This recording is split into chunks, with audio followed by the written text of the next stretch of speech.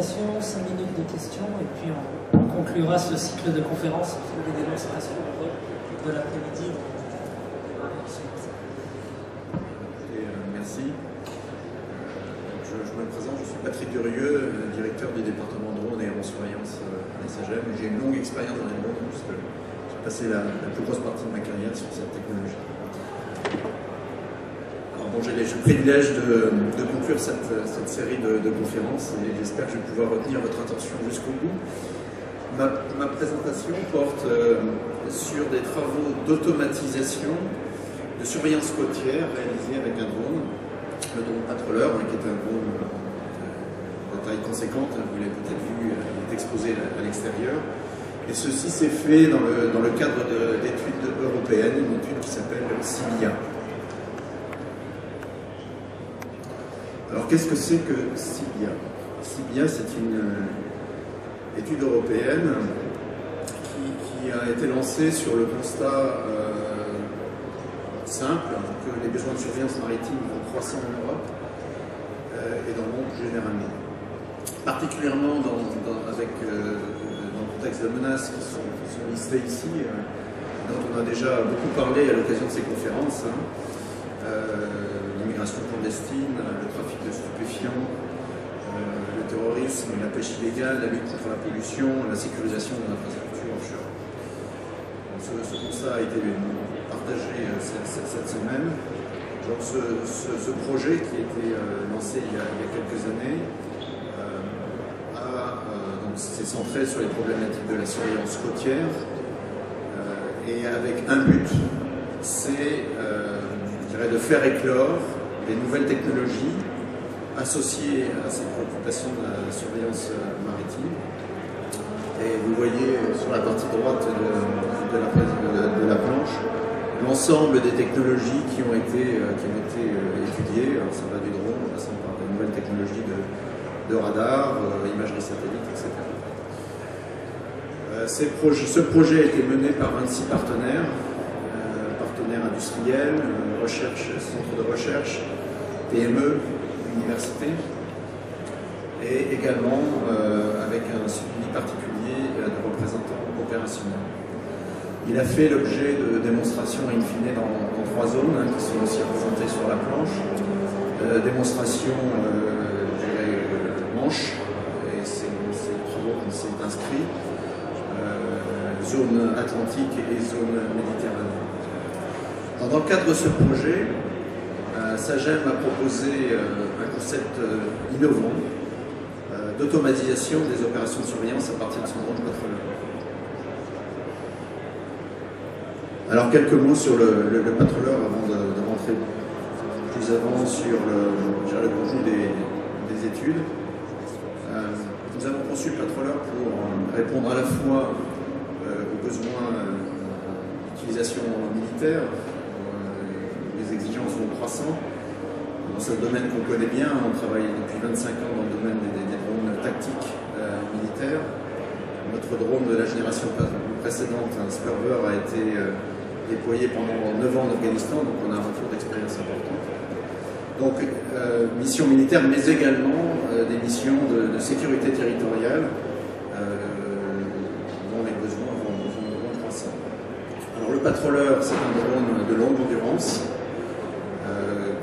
qui a une endurance en vol de la classe 24 heures et qui est mis en œuvre à partir d'une station sol à travers une liaison de données qui permet d'assurer le contrôle de la mission et de récupérer l'ensemble des informations des senseurs en temps réel, ceci avec une portée intrinsèque de 200 km. Alors, en termes de taille, c'est un avion qui fait 18 mètres d'envergure, une tonne au décollage, moteur conventionnel, moteur à piston 115 chevaux. Il opère jusqu'à 20 000 pieds. L'approche innovante qu'on a suivie, c'est de partir d'un avion piloté qui est certifié suivant les standards de l'aéronautique civile, en l'occurrence EASA CS23, pour le transformer en drone. Dans cette transformation, SAGEM a introduit en fait, les chaînes de contrôle de commande, l'avionique, la navigation, les liaisons de données qui permettent de faire un système de drone performant. Ces systèmes sont aussi de haute fiabilité, hein, c'est des exigences qui vont aussi croissantes dans cette catégorie de drones. Si on veut survoler des zones de population à forte densité, il faut pouvoir montrer que le drone est très fiable et donc l'ensemble de nos chaînes sont redondées, hein, elles sont à la fois sur le contrôle-commande du système, mais également en termes avioniques et de navigation. Le patroleur décolle et atterrit à partir de la côte, hein, on ne le lance pas à partir d'un bâtiment, et il peut être, sa mise en œuvre peut être faite à partir de pistes ou de terrains sommaires, sans équipement spécifique à mettre en place sur le terrain.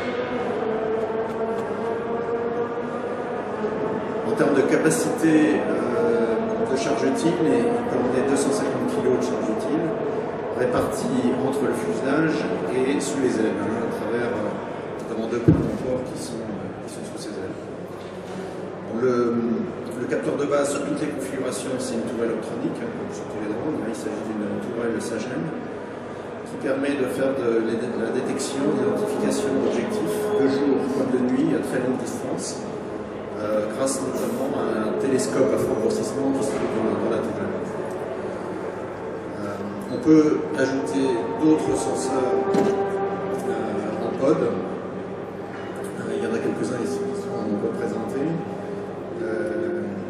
Radar de surveillance terrestre, radar de surveillance maritime, système d'écoute de communication ou détecteur de balises de détresse. Alors l'architecture est multicapteur, hein, et configurable par l'opérateur en fonction de la mission. C'est-à-dire que l'opérateur peut choisir les senseurs adaptés à sa mission et configurer lui-même l'appareil pour remplir cette mission. Et l'ensemble des données, donc des capteurs embarqués, sont retransmises en temps réel au sol pour effectivement combiner ces différentes technologies, sachant qu'on privilégie des capteurs en code large champ et on travaille en coopération avec la boule optronique qui par nature fait pour l'observation en petit champ et de l'identification à longue distance. Alors quelles sont les motivations qui ont conduit à ce projet d'automatisation de fonctions relatives à l'aérosurveillance? Elles partent en fait de deux constats. Le premier constat, c'est que dans les configurations actuelles, la charge de travail des opérateurs qui se trouvent dans la station sol est relativement importante pour des missions de surveillance. Dans le cas d'un drone multicapteur, il faut un équipage complet dans la station, qui soit au moins composé de deux opérateurs, voire trois si la deuxième charge utile le nécessite. Et donc, en fait, cet équipage est monopolisé par un vol de drone. Les configurations exigent également une liaison de données en temps réel, à haut débit, en continu. Le deuxième constat, c'est que les exigences liées aux opérations de surveillance maritime requièrent une couverture de larges zones. D'ailleurs, pourront nécessiter dans certains cas l'utilisation de plusieurs drones sur le même théâtre. Et ce sont des missions qui s'inscrivent dans la durée, avec dans cette durée des phases de recherche à faible valeur ajoutée, et ça peut représenter, dans les simulations que nous avons réalisées, 80% du temps. Donc dans ce contexte, les points de contrainte sont d'une part les besoins en bande spectrale, pour les liaisons de données, parce que là on voit bien qu'on monopolise des canaux large bande en continu, et les ressources en personnel, ainsi que bien sûr les coûts d'opération associés. D'où le besoin d'accroître le niveau d'automatisation du système de drone, à la fois pour réaliser ces missions, à la fois au niveau, je dirais, de la conduite du drone, mais également dans la mise en œuvre des capteurs. Et ceci, ça peut se faire simplement, ça peut se faire à travers une option, c'est d'accroître les capacités de traitement à bord. Alors on ne parle pas de drone autonome, parce qu'il reste de toute façon sous contrôle des opérateurs de la station sol. Par contre, on automatise les fonctions pour décharger la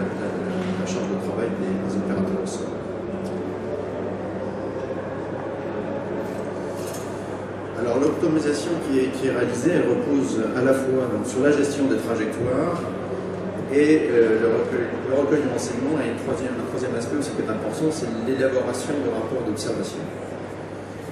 Premier point, en ce qui concerne la gestion des trajectoires, différentes fonctions automatiques ont été mises au point et elles sont illustrées par des imagettes là, à droite de la diapositive. En haut, vous voyez par exemple une fonction automatique de recherche et de détection de bateaux sur une zone donnée. Et donc là, il faut réaliser, je dirais, un balayage avec les senseurs, un balayage systématique de l'ensemble du réseau. Une deuxième option, c'est la deuxième vignette là, qui représente une mission de relocalisation de bateaux. On connaît la position approximative du bateau. L'estimation, on donne au drone l'estimation du point où il se trouve, et à partir de là, il réalise une trajectoire en spirale avec un rayon croissant pour essayer effectivement d'accrocher une cible qui se trouve près de la zone. Et puis la troisième fonction automatique, c'est une fonction de suivi, de tracking en fait, d'une cible, en suivant en fait sa progression. Et donc là, on effectue une trajectoire qui est constituée d'orbites enchaînées, centrées sur l'objectif. Donc, en mouvement, une espèce de petite trajectoire en anneau qui est représentée sur la figure. Alors, associé à cette gestion automatique de trajectoire, il y a aussi des fonctions automatiques de détection, de zoom et de tracking automatique, essentiellement en infrarouge, puisque c'est un canal qui est assez performant en mission de surveillance interactive. Et donc, ces fonctions sont bien sûr associées à la recherche automatique, et vous verrez tout à l'heure une petite animation. Pour chaque cible d'intérêt, un rapport d'observation est constitué. Il comprend les données associées à l'objectif en termes de position, en termes de taille, et on acquiert toute une série de prises de vue sur différents angles, à la fois en visible, en couleur et en infrarouge. Et ce rapport est généré automatiquement et transféré au sol. Tout ceci reste bien entendu sous le contrôle des opérateurs qui sont au sol. Alors les intérêts opérationnels sont importants. Tout d'abord, en ce qui concerne la charge de travail des opérateurs de la station sol, elle est allégée d'une manière très importante. Dans les simulations qu'on a effectuées, on a confirmé qu'on pouvait automatiser la fonction de surveillance pendant 80% des missions. Ceci permet aux opérateurs qui sont dans la station sol de se concentrer sur l'analyse d'objectifs importants et d'envisager même qu'un équipage puisse gérer plusieurs drones qui seraient déployés sur la même zone. En ce qui concerne les liaisons de données, le débit d'information à retransmettre au sol est allégé également d'une manière très significative, puisqu'on ne transmet plus des vidéos, je dirais, en continu, mais seulement des imagettes et des clips vidéo. Dans les scénarios qui ont été simulés, on atteint une diminution de plusieurs décades du débit d'information nécessaire. Vous voyez, on passe de 400 mégabits à 10 mégabits pour la constitution d'un rapport d'observation. Également, pour l'élaboration des rapports d'observation, on a aussi là une efficacité qui est très importante, puisque la durée de réalisation de ce rapport d'observation passe de 5 minutes à 30 secondes. Voilà. Alors, en ce qui concerne les liaisons de données, la réduction du débit d'information ouvre la possibilité d'utiliser des canaux plus tôt, des canaux de fréquence plus étroite, donc moins de bande passante, qui est aujourd'hui une donnée, je dirais, une denrée très rare. Et elle ouvre également la porte à des liaisons de données qui sont moins onéreuses pour accroître la portée du système.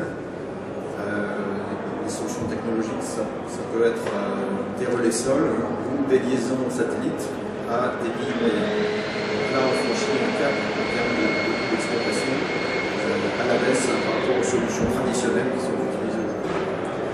peut même également envisager l'utilisation d'une seule liaison de données qui serait partagée par plusieurs drones avec des systèmes de type TDM. Vous voyez des réductions de coûts d'opération significatives et un allègement des contraintes autour de la liaison de données. Je vais pratiquement passer une petite vidéo et après ça. Les travaux réalisés ont fait l'objet d'essais de démonstration en vol qui ont été menés à partir de la base navale de Cherbourg en fin 2013. Dans ces démonstrations, la marine française avait déployé des plastrons types.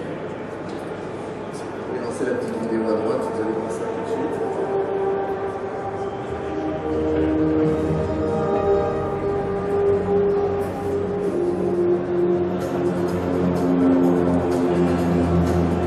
Là, vous allez voir effectivement la mise en œuvre du drone, donc, à travers notamment une phase de décollage automatique. Donc, il y a un taxi automatique sur la piste et puis après un décollage automatique sans intervention d'un pilote. Donc, voilà quelques résultats obtenus à travers la campagne d'essai. Donc là, voilà, on survole le toit de Cherbourg, on se dirige vers la mer.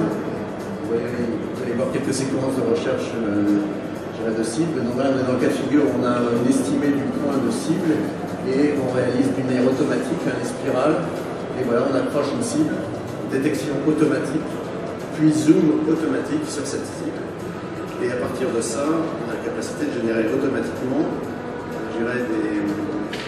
des prises de vue supplémentaires. Et là, vous voyez la trajectoire que suit le drone pour rester accroché sur la cible en mouvement. Donc il va gérer à travers des orbites, rester, gérer, accroché sur la cible pour pouvoir effectivement obtenir des prises de vue sur tous les angles. D'autres exemples de suivi automatique de petites cibles, détection automatique et gestion de zoom automatique aussi. Automatiquement, le système va zoomer jusqu'à avoir une taille de cible correcte. Alors, vous voyez différents types de bateaux aussi. On a même testé les algorithmes sur des objectifs multi-cibles, donc deux bateaux sur l'image. On sait priorité. L'opérateur au sol s'est donné des priorités vis-à-vis de la machine. Là, on calcule automatiquement la distance, enfin la longueur du bâtiment. Et tout ça est envoyé au sol. On peut envoyer aussi une autre séquence de gestion de zoom automatique, où le système va automatiquement trouver le bon facteur de zoom compte tenu de la taille de la cible. Vous voyez d'autres plastrons qui avaient été déployés par la marine. Et là, vous voyez cette trajectoire avec les prises de vue. Là, c'est une simulation des prises de vue qui conduisent à ce rapport d'observation. Là, vous avez tous les bâtiments qui ont été identifiés pendant la mission. Vous avez des images infrarouges, couleurs, et les données, bien sûr, associées, position des drones, des bâtiments, ainsi que leur taille.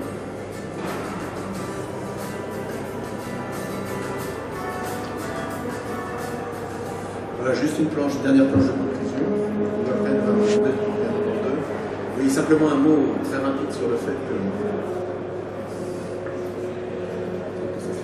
voilà. Oui, juste un point complémentaire sur les charges utiles. Tous ces essais ont été faits avec une seule charge utile, c'était une boule électronique. Mais il est clair que l'automatisation qui est proposée va prendre toute sa dimension dans une configuration multicapteur, que permet le patroleur compte tenu de ses capacités d'envoi.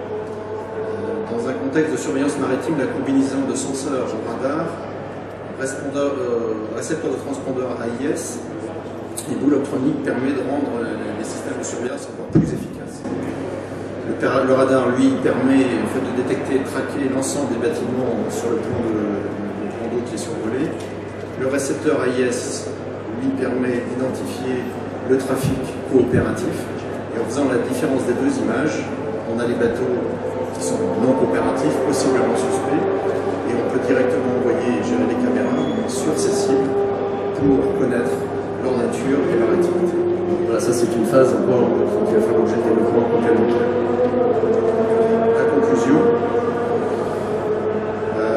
Le patroleur permet de mener des opérations longues, 24 heures sur 24, en enchaînant en fait les vols de drone. C'est une fonction qui est implémentées dans notre système et 7 jours sur 7. Ceci sur des zones d'évolution large. La configuration multicapteur basée sur le triplé radar maritime, récepteur AIS et boucle optronique est particulièrement efficace dans le processus de surveillance qui mène de la détection jusqu'à l'identification. Une autre force du système dont on n'a pas parlé mais qui est très importante, c'est que les informations qui sont acquises, elles sont transmises en temps réel, à la fois aux décideurs à travers les réseaux C4I et les équipes d'intervention qui, à travers une espèce d'iPad, peuvent recevoir les images en direct du drone, ce qui permet de raccourcir les temps d'intervention. Les solutions d'automatisation qui ont été présentées permettent de réduire notablement les coûts d'opération, en rendant possible la mise en œuvre simultanée de plusieurs drones à partir d'une seule station seule, et l'utilisation de liaisons de données réduit tant en termes d'acquisition que d'exploitation. Voilà, donc les solutions de surveillance pour les applications maritimes sont aujourd'hui matures. Il y a encore un point sur lequel il faut travailler, et c'est les travaux qui sont mis en parallèle, c'est la réglementation pour applicable pour ces opérations, pour obtenir effectivement des vols dans le trafic, dans des zones beaucoup plus vastes. Quand on parle de mission civile, l'insertion des drones dans l'espace aérien est effectivement un point clé, et on travaille aussi à la SAGEM de manière assez intense sur ces sujets-là. Voilà, on peut estimer que la réglementation pour les opérations civiles dans cette catégorie de drones sera prête dans l'échéance 2018. Voilà, ceci termine ma présentation. Merci de votre attention et je suis prêt à répondre à des questions. Merci, monsieur Durieux.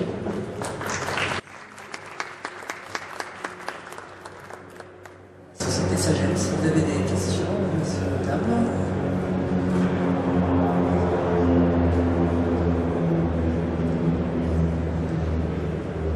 Les questions mettent toujours un peu de temps à mûrir. Alors j'en profite avant de rendre l'antenne pour remercier les co-organisateurs de ce salon, le pôle Risque, le pôle Pégase, le pôle Mer, Optitech et les partenaires privés associés, donc Air Cosmos, BP, Marine, Mer et Marine. J'ai une question, s'il vous plaît, M. Durieux. Juste sur la fin, là, vous nous projetez une législation mature à l'horizon 2018. Vous ne me rassurez pas. Qu'est-ce que vous voulez dire exactement? Vous pensez à quoi? Si vous voulez, aujourd'hui, comme on l'a dit plusieurs fois, ces drones sont opérés dans des zones ségrégées, ce qui limite forcément l'émission. La clé de tout ça, c'est d'arriver à insérer les drones dans le trafic aérien. Et aujourd'hui, dans cette catégorie de drones, c'est l'EASA qui travaille. Donc on travaille en collaboration avec eux pour effectivement essayer d'accélérer autant que possible la sortie des standards de certification et des solutions technologiques qui vont permettre de gérer ce qu'on appelle le voir à éviter, c'est-à-dire effectivement donner au drone la capacité de percevoir son environnement pour pouvoir gérer des risques de collision avec les autres aéronefs. Est-ce que le patroleur est un drone qui aujourd'hui permet de s'intégrer au trafic aérien classique, traditionnel, ou pas encore? Les solutions, si vous voulez, il y a l'aspect réglementaire des choses, qui prend du temps. Il faut convaincre tout le monde, y compris les autres usagers de l'espace aérien. Au niveau technologique, il faut aussi trouver les moyens, effectivement, de pouvoir détecter de possibles intrus qui pourraient mener à une collision. À la fois avec des intrus qui seraient coopératifs et non coopératifs. Et nous avons d'ailleurs, ce n'est pas l'objet ici de cette présentation, mais réalisé une première mondiale récemment en faisant des vols drones à Toulouse-Blagnac. On a réussi à s'insérer dans le trafic aéroportuaire et commencer à démontrer la pertinence, de systèmes voir éviter